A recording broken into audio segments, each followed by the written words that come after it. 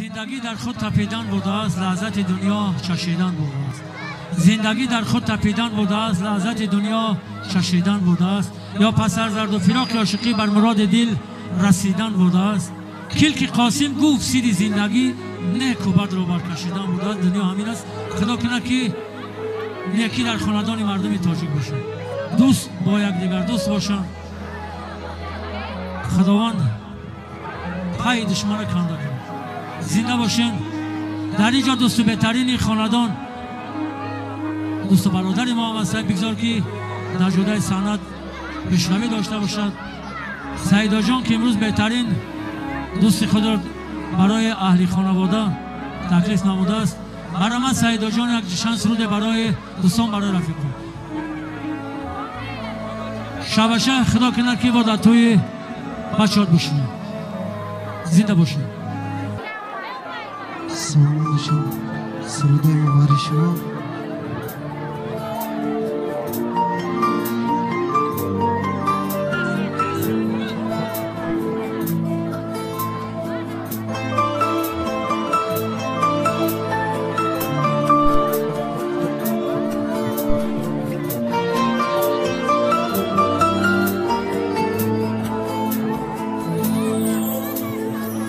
رفتی من کجا رفتی پدر جانم،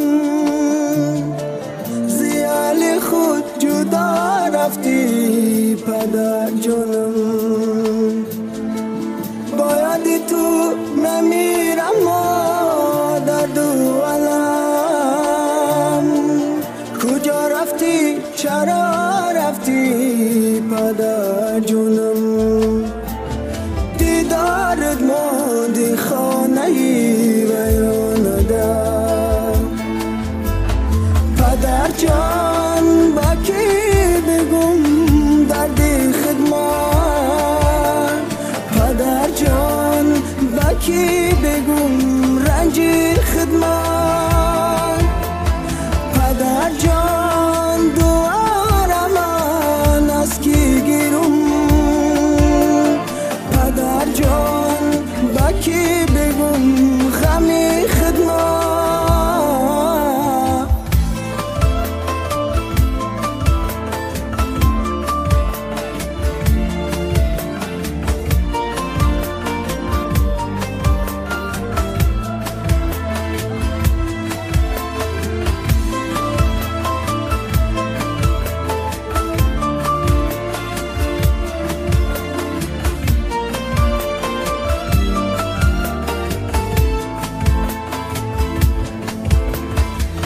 بایدی پدر من گیریم و ناله کنم،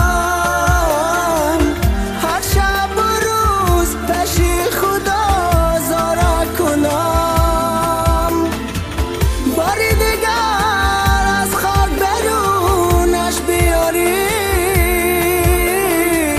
پیشش رم زی درد خود چاره کنم، پیشش روم زی درد خود چاره کنم.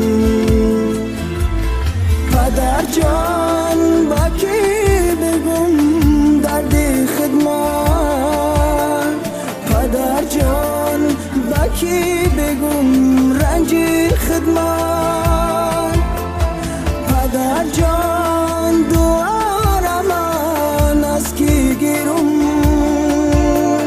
پدر جان، با کی بگم غمی خدمت.